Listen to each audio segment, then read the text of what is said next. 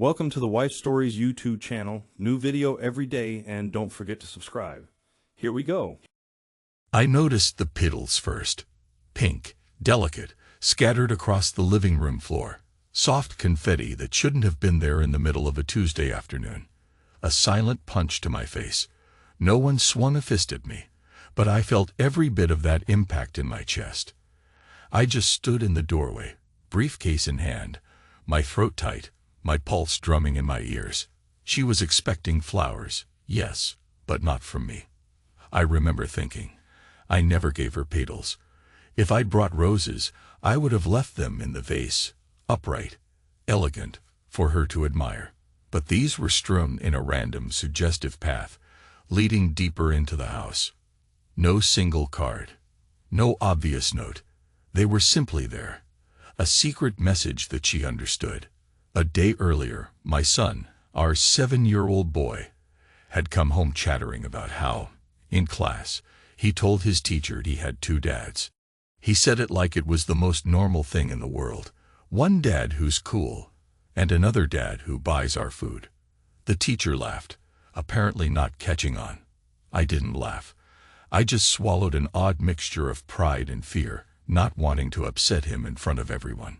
But something about those words cut deeper than any loud argument ever could. He called someone else dad. That's the blow I'm talking about. The blow that set me on this path. Now I stood there on the threshold of my own living room, with rose petals underfoot. The midday sun slanted through the curtains.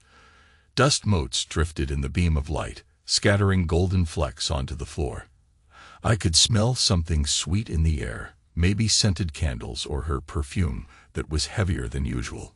My pulse told me to step inside, to see, to confirm. My mind told me to turn around and walk away, pretend I never saw any of it, but I had to move. I let my briefcase slide onto the couch and crept forward, following that trail of pastel pink. With each step, my heart pounded louder, rising to my throat, threatening to choke me. The house was quiet. Far too quiet for a place that normally hummed with background sounds. Kitchen radio, our son's video games, Becky's voice on a phone call. I heard a muffled sound from the bedroom. I don't want to be dramatic, but it felt like the worst cliché. A heartbeat in my ears, the faint murmur of someone's voice, a rustle of sheets. My own home suddenly became foreign territory. The door was slightly ajar, enough for me to see, but not enough to remain unseen if I pushed it open. And then I heard a low laugh. A man's laugh. It was confident, unhurried, with a kind of smugness in its timbre. My muscles tensed. Inside me, something flipped. Yet I didn't flinch away. I stepped forward, unstoppable. My knuckles grazed the door, pushing it open. Soft lamplight glowed in the room. On our bed, my bed, she was there with him. Becky had her arms around his neck, bare shoulders exposed, hair tousled. He was half turned toward the door, shirtless, broad back flexing, as he pressed his mouth against the soft skin of her collarbone. Their movements were deliberate, drawn out. The petals from the living room, apparently, were meant to lead him here, or maybe they were part of his grand flourish. There was an unmistakable chemistry between them. An erotic tension I used to see in her when we were newly in love. They were so consumed with each other that they didn't sense me at first. I stood frozen, stomach twisting, mind blank. My breath caught somewhere in my throat, and I forced it out through my nose in a rush. Maybe that sound alerted them. Becky's eyes shot to mine. Her body went rigid. The man, tall, with a well-toned build, hair slicked back, turned to face me. For a split second, we locked eyes. Me, the legal husband, and him, the intruder. He had that shameless look, like a man sure of his own power. I didn't say a word. I couldn't. All the phrases that might have erupted, screams, curses, just jammed in my throat. My vision felt hazy, my thoughts pounding with the same savage beat in my temples. This was it. An image that burned itself into my memory. An image no amount of tears or apologies could erase. Then Becky scrambled for the sheets, trying to cover herself, stammering my name. The man glared, but there was a flicker of discomfort in his expression. He recognized that I wasn't about to leap at him in some mindless rage. My anger was different. It was cold, suffocating, pure. I took a step back, as though physically repelled by the sight. Part of me wanted to charge in, to smash the bedside lamp, to yank him off her. But I didn't. Instead, I breathed out and said, "This is real. So it's all real." Becky opened her mouth, maybe to spit out some explanation. I turned and walked away. I strode back through the hallway, the living room, past my briefcase by the couch, all the while refusing to let myself crack. I stared at the scattered petals, hating their color, hating the romantic lie they represented, but I couldn't bring myself to touch them. I don't remember leaving the house. I do recall standing in the driveway, looking at my reflection in the car window. I saw a man I barely recognized. Eyes hollow, face taut, fists clenched. My reflection blinked once, and I realized I had tears in my eyes. They weren't about heartbreak alone. They were about everything. The sense that my entire life might be a lie. I recall telling myself, "Breathe. You're going to handle this." But in that moment, I didn't know how. You might think I lost my temper that night, that I came roaring back, demanding an explanation, calling her names. But I didn't. I spent the evening sitting in my car, parked near an old diner outside town, letting the engine idle until it ran out of gas. Hours passed. Streetlights flickered on. My phone buzzed a few times. Becky's name on the screen. Then it was my boss. Then Becky again. I stared at the phone but never answered. I just sat there, numb, cold, as though my body turned to stone. Eventually, I found myself back at the house. The lover's car was gone. The lights were off. Becky must have been waiting, worrying, perhaps pacing. But the living room was dark. The petals were cleaned up, the floor vacuumed. The only evidence was the silence hanging in the air. It was more damning than any confession. She came downstairs in a robe, eyes red and puffy. I imagined she'd been crying. There was no stormy confrontation. She tried to speak. "Alex, But I just walked by her. I didn't lay a finger on anything. Didn't slam a door. I went to the couch, lay down, and stared at the ceiling until dawn. My mind refused to let me sleep. Over and over, I pictured them. I pictured that laugh he gave, low, casual, like he was used to such moments of stolen intimacy. Morning came with the usual routine. My son waking up for school, me forcing myself upright to put on a half-creased shirt. Becky tried to talk to me, her voice trembling with guilt or fear. I'm not sure which. I told her quietly, "We need to get him ready." And that was it. No argument, no yelling. She must have heard the undertone of finality in my words, because she nodded and left me alone. On the drive to school, my boy sat in the back seat, munching on a caramel candy from the corner store. He was cheerful, talking about some show-and-tell project. My knuckles were tight on the steering wheel, and I forced a calm expression, half listening. Then he said something that brought me back to the teacher's reaction. "Dad, did you know Miss Connors laughed when I said I have two dads?" He said it so innocently. I glanced at him in the rearview mirror. He was fiddling with the candy wrapper. I couldn't find words, so I just gave a tight smile. And in that moment, I wondered, does my wife's lover treat him like a father too? Has he been around that long? My stomach churned, but I said nothing. By the time we pulled into the school parking lot, I felt a throbbing headache starting behind my eyes. He hopped out, adjusting his backpack. I wanted to say something fatherly, something wise. Instead, I just told him I'd pick him up later, and he trotted off. The teacher at the entrance said good morning, and I managed to nod. On the way home, the numbness began to crack, replaced by a low, simmering fury. My mind replayed the scene on my bed, the hush of the house, the arrogance in that man's posture. I pictured Becky, how she used to look at me when we were newly together, how she once said I was her entire world. That memory collided with the image of her lying in someone else's arms. I didn't scream. I didn't break anything. I went to the store and bought a new kettle, one that takes 30 minutes to boil. A ridiculous purchase, really, who needs such an inefficient appliance? But somehow the thought of hearing it hiss and sputter for a full half-hour matched the clamor in my head. Maybe it was a metaphor. I felt like I'd been simmering for years, ignoring the signs until everything reached a bitter boil. When I got home, I set that new kettle on the stove. I turned it on and sat across from it at the kitchen table, elbows on my knees, just watching. Water began to bubble. Steam hissed. The minutes dragged, and I felt every second. Becky was in the other room, probably listening, probably wondering what the hell I was doing.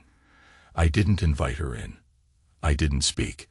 I just stared at that kettle, letting the anger build, letting it burn away whatever illusions I had left. I recalled how we met, how we fell in love. The sweet awkwardness of it all. The wedding pictures, the vow we exchanged. Then I remembered the scattered petals again. My jaw locked. The kettle whistled, louder and louder, shrill and furious. I turned off the stove and realized my heart was pounding in sync with that sound. The next day, I woke early, took my son to school without a word, then drove straight into Manhattan. I had an address. It came from rummaging through Becky's phone while she slept, noticing the calls, the messages. Marcus B., a name I recognized from the rumpled memory of that half-lit bedroom scene. A name that seemed to come up in her texts more often than it should. I'd scrolled through enough to see phrases like, "Can't wait to see you," and "I missed the way you hold me." My stomach had turned, and I had to stop reading before I vomited. But I found his office address. His building was tall, sleek, glass everywhere, the kind of place that exudes power and money. I parked, told the receptionist I had an appointment with Mr. B. She typed on her keyboard, gave me a suspicious glance, but I forced a polite smile. She let me in anyway. Security men with crisp suits hovered near the elevators. One accompanied me upstairs, though I carried no bag and wore my best business attire.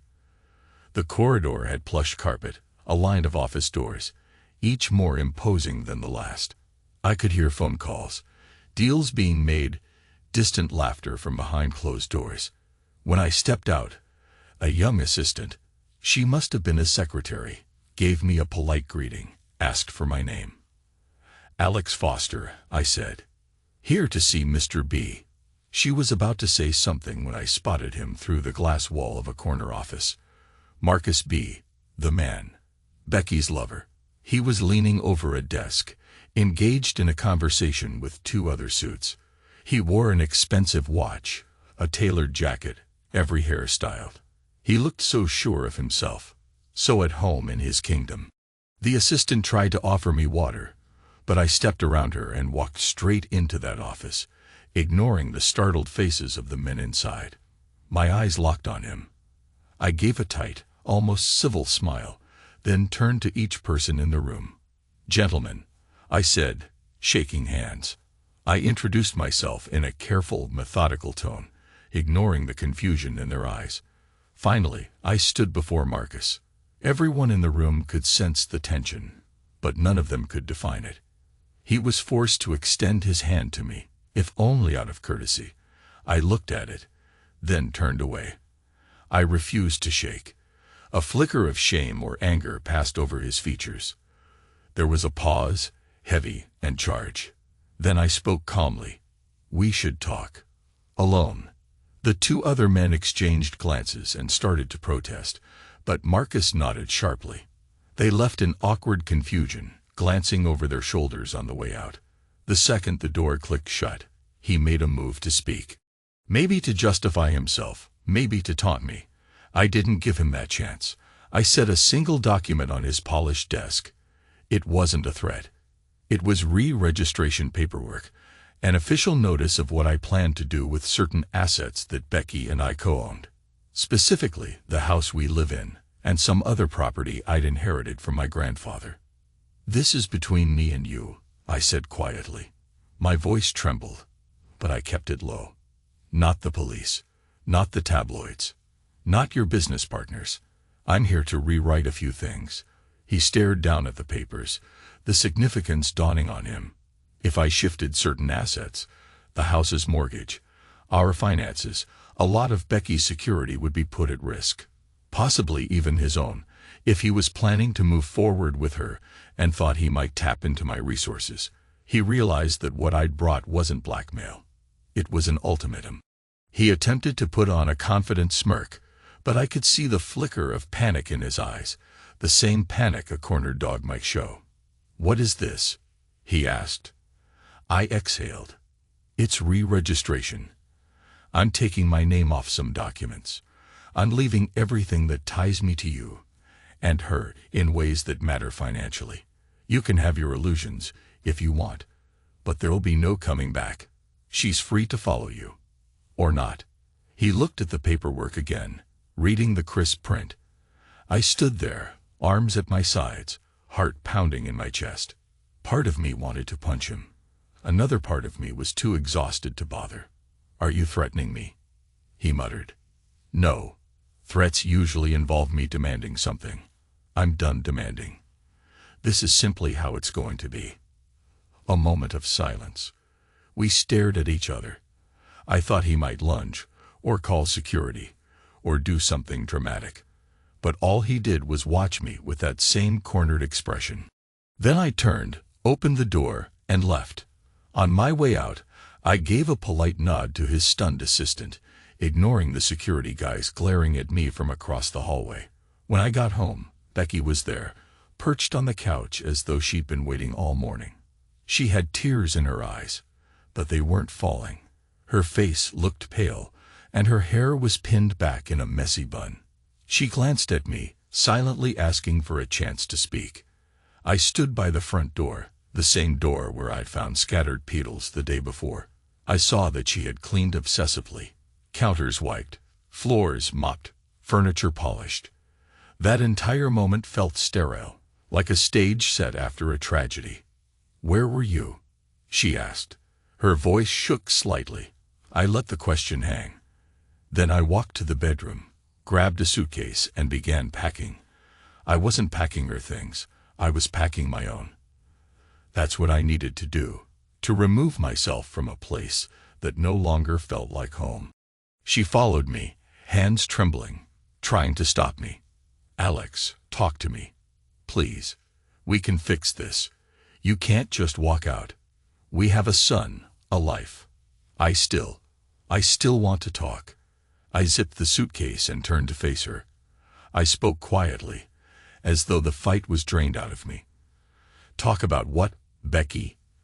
"The scattered petals I found. Or the man I saw on that bed. Or how our son told his teacher he has 2 dads, and I found out one of them's been here for a while." She pressed her lips together, tears glistening. But I wasn't raging. I was done raging. I sighed, stepping past her, feeling an odd clarity. I didn't open my heart. I opened my own door. I said, echoing words I'd been rolling around in my mind. I left her standing there. Confusion carved into her features, her chest heaving with silent sobs. My footsteps felt heavy on the stairs.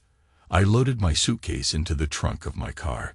Before I climbed into the driver's seat, I paused, listening for any sign of her coming after me. Nothing.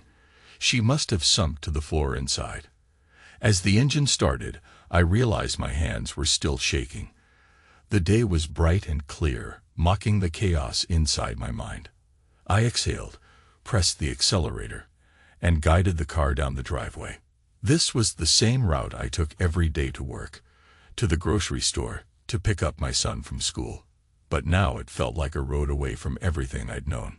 In my mind, I kept cycling through the events. The moment I found them, the hush of the bedroom, the look on her face, the smug confidence on his. Then the emptiness on the ride to the office, the conversation that wasn't really a conversation, more a statement of finality. My chest ached like an open wound, but beneath it was a strange sense of liberation, as if I'd been carrying a burden so long, I forgot how heavy it was. I checked my watch. I had time before I had to pick up my son. So I drove aimlessly for a bit, roads winding past strip malls, gas stations, small suburban parks. Eventually, I ended up at a motel on the edge of town. The neon sign blinked in the afternoon light, promising cheap rates and free cable TV. I parked, walked in, asked for a room. The receptionist was a bored teenager who handed me the key. The room was stale, the carpet worn, the curtains frayed. But it was quiet, and no one knew me there. I sank onto the bed, letting my bag drop to the floor, stared at the ceiling. The smell of old cigarettes clung to the walls. I closed my eyes and tried to feel something. Grief, regret, heartbreak. But all I sensed was a hollow space where emotions should be, like I'd used them all up in the past few days. Now I was just drained. I must have dozed off, because when I opened my eyes, an hour had passed. I jumped up, rummaged for my phone. Time to go get my son. The only thing that mattered now was giving him some sense of stability. He was waiting outside the school when I arrived, his backpack slung over his shoulder. He climbed into the backseat, started talking about a math quiz. I forced a smile, tried to ask normal fatherly questions. My voice sounded hollow to my own ears. Then he noticed the suitcase in the back. "Dad, are we going somewhere?" he asked. I hesitated, picking my words carefully. "I'm going to stay somewhere for a few days," I said. "Near the office. Just have to take care of some things." He nodded thoughtfully. "Can I come?" It felt like a blade twisting in my gut. "You have school, and I still need to figure out a few things with your mom, okay?" He said, "Okay," in that small voice kids use when they sense a storm, even if they don't fully grasp it. We drove home in tense silence. Home. I guess I still called it that. By the time we pulled up, Becky was on the porch, arms crossed, face drawn. Our son hopped out and ran into the house, either oblivious or unwilling to get between us. I got out of the car, intending to hand Becky the keys. She approached slowly, eyes rimmed red. "You're leaving?" she asked. "I already did," I said quietly. Then I handed her the spare house key. A flash of panic crossed her face. "What about him?" She glanced towards where our son disappeared. "I'll take him on weekends. We'll figure out an arrangement. For now, let's just try not to drag him into any fights, Becky. It's not his fault." She stared at the ground, shoulders trembling. "I'm sorry," she whispered. I bit the inside of my cheek. "So am I said, and turned away. Back at the motel, I sat on the edge of the bed, phone in hand. I was about to check if Becky texted, some reflex urging me to see if she wanted me back, or at least to continue the fight. But I set the phone aside. Instead, I pulled out the re-registration paperwork I shown Marcus. My hands felt steady for the first time in days. This was my final step, cutting away what bound me to them. Let them build a shiny new future if they could. Yet as I stared at those pages, I sensed a deeper truth. This was less about hurting them than about freeing myself. I was so tired of living in half-truths and illusions. Part of me thought, if she wants him, let her have him. Let them handle the mortgage, the bills, the petty responsibilities. Let him buy her bouquets and scatter petals. I wanted out of that show. A knock on the door startled me. I stood, heart lurching, expecting Becky to have tracked me down. Instead, it was an older man from the next room who'd locked himself out.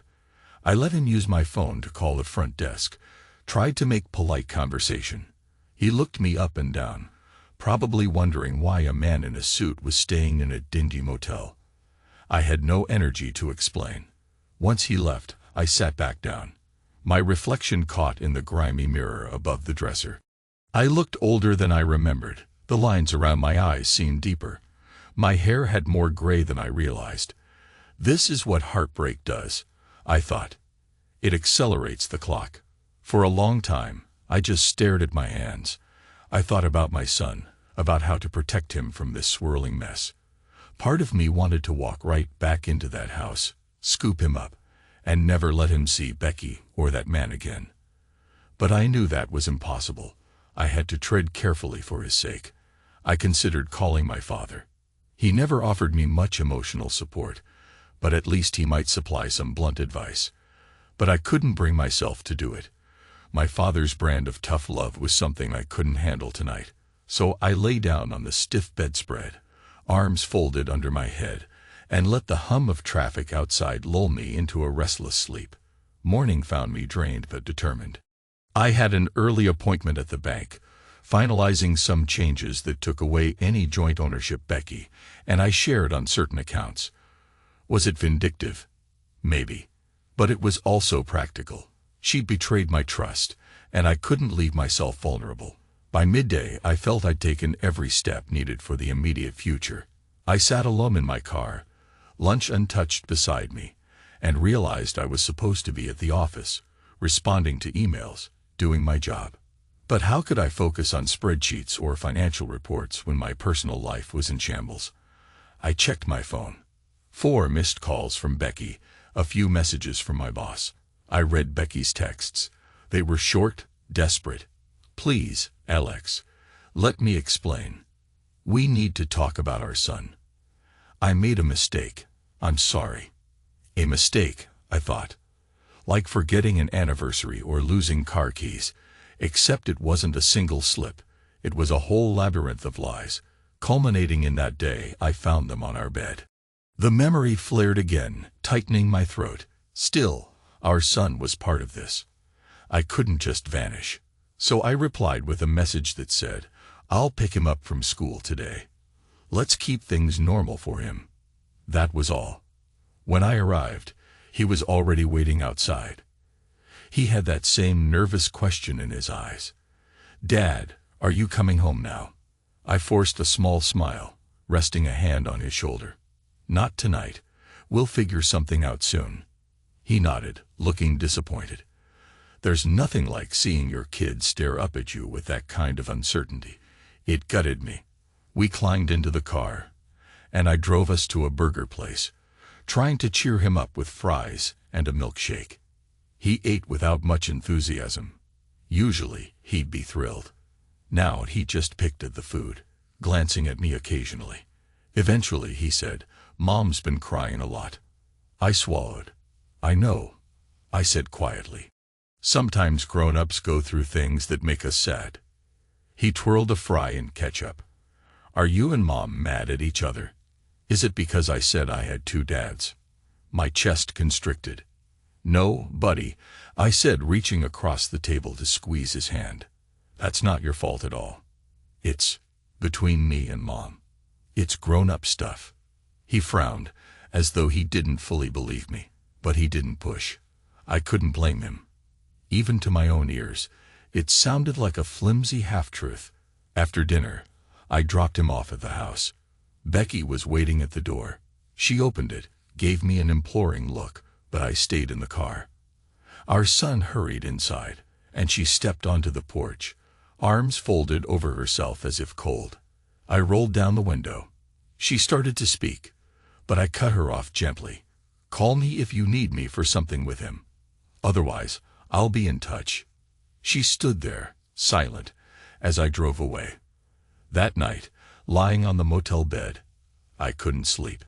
I kept thinking about the man, Marcus, and how he'd looked at me in that glass office. The memory of my visit there, the power I'd felt in slapping that paperwork down on his desk. It should have made me feel triumphant, or at least somewhat satisfied. But now, the sense of victory felt hollow. I turned off the lights and let the darkness settle around me. The faint hum of the motel's flickering neon sign seeped through the curtains, painting ghostly shadows on the walls. I stared at them until they blurred. My thoughts drifted to Becky. How we used to laugh in bed, how she'd tuck her hair behind her ear when she was nervous. Now, all that was overshadowed by the memory of her with him. I realized something crucial. My revenge had a price, and I was paying it. Sure, I'd severed some ties, protected my finances, humiliated him in his domain. But inside, I was the one feeling gutted, hollow. Becky might cry, she might regret. Marcus might try to salvage his pride. But me, I was the one who couldn't sleep, who saw their entwined bodies every time I closed my eyes. Around 2 in the morning, I got up and looked at myself in the mirror. "You're alive," I said quietly, but my voice sounded like a stranger's. The next day, I found myself calling a divorce attorney. It was a surreal conversation, set against the backdrop of a cheap motel. The attorney asked standard questions about assets, custody, reasons for the split.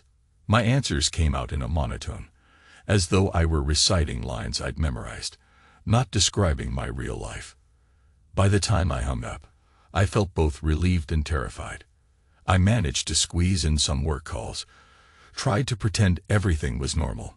My boss was concerned I'd gone AWOL, but I mumbled something about a family emergency. He didn't push. Becky texted again. She asked if we could at least meet for coffee to talk. She said she owed me an explanation. Part of me wanted to refuse. What good would it do? Another part of me was curious, craving some clarity. Perhaps I needed to see if there was any love left in her eyes, so I agreed. We met at a little cafe near the house. I arrived first, choosing a table in a quiet corner. When she walked in, she looked tired, with dark circles under her eyes. She wore no makeup, and her hair was tied in a simple ponytail. She sat down across from me, and for a moment, we just stared at each other. I noticed her wedding ring still on her finger. The sight made my stomach twist. "Thank you for coming," she whispered. I said nothing. She swallowed, tears threatening. I don't know how to begin. I felt lonely, Alex. For a long time. It's no excuse, but I need you to know I never planned for it to go this far. I inhaled slowly. "Are you in love with him?" Her eyes flickered. "I don't know. I was drawn to him. The attention, the excitement. Things between us had become so routine. And I don't know." Her voice cracked. "I never meant to hurt you or our son. A wave of bitterness welled up. You scattered petals on our floor for him." She winced. "He brought them. I cut her off gently. "Stop. You can't rewrite what I saw. Just tell me, do you want me to come back, or do you want to be with him?" She blinked, tears clinging to her lashes. "I want my life back," she whispered. "I want you and our son. I made a terrible mistake. I see that now, but I understand if you can't forgive me." My throat went tight. I remembered the day our son was born, how she clung to my hand, how we cried tears of joy together. Now the gulf between us felt immeasurable. "Forgiveness," I repeated softly. "That's a big word. And trust. That's even bigger." She nodded, tears spilling. "I know." The barista brought our coffees. For a while, we just sipped in silence. Finally, I set my cup down and said, "I've already seen a lawyer." She closed her eyes as though stabbed. "I understand," she whispered. "I hate that it's come to this. I wish I could fix it." I nodded. "I did too, once. But I don't know if we can." Silence again. After a moment, I rubbed my temples. "We have to think about our son. He's the only thing that really matters now. We'll figure out custody. I'll try to keep it amicable." She looked at me, a flicker of desperation in her gaze, but she knew I was resolute. We parted ways without a hug, without a goodbye kiss, just a silent acknowledgement of the damage done. In the days that followed, I continued staying at the motel, finalizing papers. My contact with Becky was minimal, mostly about picking up or dropping off our son. Marcus never showed his face around me, and I didn't seek him out. The matter between us was settled in my mind. I'd done what I needed to do. One evening, I was sitting on the motel bed, reading some documents by the light of a single lamp, when I realized how quiet everything felt. My old life had been filled with the hum of routine, the chatter of family dinners, the occasional marital spats. Now, it was just me. In that moment, I felt it, the emptiness, like a deep well inside my chest. My life had cracked open, spilled out, and I was left with a hollow shell. For a moment, I almost regretted not fighting for her, but I remembered the scene on the bed, the shape of his body against hers, and the regret was replaced by an icy wave of finality. Time blurred. Days slipped by, each one a step closer to finalizing the divorce. Becky and I had one more serious talk. We agreed to joint custody, though for now our son stayed mostly with her while I sorted out my living situation. That conversation was strangely civil, with her apologizing repeatedly, and me responding in tight, controlled murmurs. I felt almost dead inside, like all emotion had been drained. At one point, she grabbed my hand. "I never wanted to break you, Alex," she said, voice tremulous. "I know you might hate me now, but I still care about you." I looked at her, tired. "I don't hate you. I just don't know who you are anymore." Her tears came again. "That makes two of us," she whispered. The day the divorce was finalized, I took our son for the weekend. I borrowed a friend's cabin by the lake, wanting to give him some fresh air and a break from the tension at home. It was autumn, leaves turning orange and yellow, the lake's surface rippling under a crisp breeze. We walked along the shore, skipping stones. At one point, he asked me if I was ever coming back home. I told him that I wasn't sure yet, that sometimes parents needed to live apart to figure out their differences. I tried to sugarcoat it, but there's no real way to hide a divorce from a 7-year-old. He looked so sad that it nearly crushed me. We roasted marshmallows in the fireplace that evening. He eventually fell asleep on the couch, a half-finished s'more in his hand. I carried him to bed, tucked him in, and stood there in the dim lamplight, watching him breathe. No matter what Becky or Marcus did, this boy was my son. If I had to hold on to one good thing in all this chaos, it was him. The final confrontation with Becky happened on a rainy morning 2 weeks after the divorce was official. I came by to pick up some leftover belongings. Clothes, some books, a few personal items I hadn't grabbed in my initial exodus. She stood in the living room, arms folded, watching me quietly as I moved around. I found the new kettle, the one that boiled for 30 minutes, hidden in a cupboard. I almost laughed. That bizarre purchase seemed so symbolic now. I left it there without comment. As I was packing the last box, she whispered, "Marcus wants to see me again." I paused, heart beating dully. "That's your choice," I replied. She gave a shaky nod. I turned him away. "At least for now. I need space. I don't know what I want." I exhaled slowly, an odd mix of relief and bitterness flaring. "Does it matter to me anymore?" I asked. Her eyes welled. "I guess not." I picked up the box, walked to the front door. She followed. Outside, the rain fell in a steady drumming. I placed the box in my trunk, then looked at her. "Take care," I said softly, turning the key in the ignition. She stood on the porch, hugging herself, water dripping from the eaves above her. I drove away. Life went on. I moved from the motel to a modest apartment near my work. The walls were bare, the furniture minimal, but it was mine, free of ghosts. I hung a single-framed photo of my son on the wall, and that was enough for me. Sometimes, after finishing a late shift or handling a tough client, I'd lie in bed, staring at the ceiling, recalling how Becky and I used to share a bed, how her hair would fall across my arm in the early morning light. Then my mind would slip to that other image, the one that still haunted me. I'd force it away, focusing on the slow hum of the apartment building's AC, letting my eyes trace the lines of the blank ceiling until I drifted off. A few months later, I saw Marcus unexpectedly. I was at a cafe near my new office, grabbing a quick sandwich. He walked in wearing a sharp suit, phone in hand. Our eyes met. I stood there, half expecting him to smirk or say something. Instead, he hesitated, as though considering if he should greet me or ignore me. In the end, he chose to nod curtly and walked right past me to the counter. I felt no urge to speak to him. My anger had cooled, replaced by a resigned emptiness. This was the man who contributed to ending my marriage, but I no longer wanted anything from him. I just turned away, left my sandwich half finished, and stepped outside into the cold winter air. I realized, as I walked back to my office, that something in me had shifted. I felt freer. The sight of him didn't provoke the same fury or heartbreak it once did. Maybe I'd finally accepted that this was my reality now. And so here I am, telling you all this in my own words from my perspective. I can't say if the story is over. Life has a way of continuing, even after the worst betrayals. I see my son regularly. We talk, we play board games. He sometimes asks if I still love his mom, if we'll ever be together again.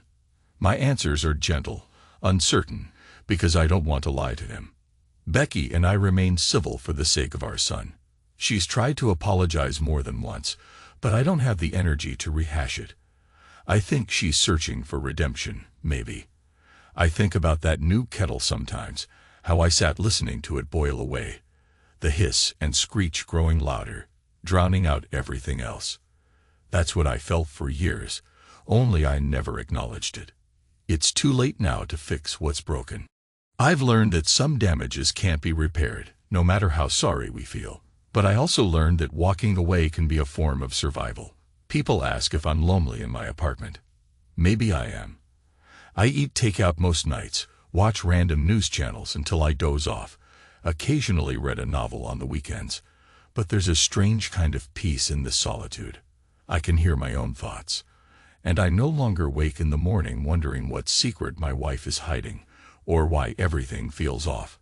Sometimes, in the early dawn, I think about the moment I laid those documents on Marcus's desk, how liberating that felt. Or the moment I zipped up my suitcase in that bedroom. Or the day I parted from Becky at the cafe. Each was like cutting another thread that tied me to a lie. Am I happy? I'm not sure that's the right word. I'd say I'm alive, and no longer living inside someone else's illusion.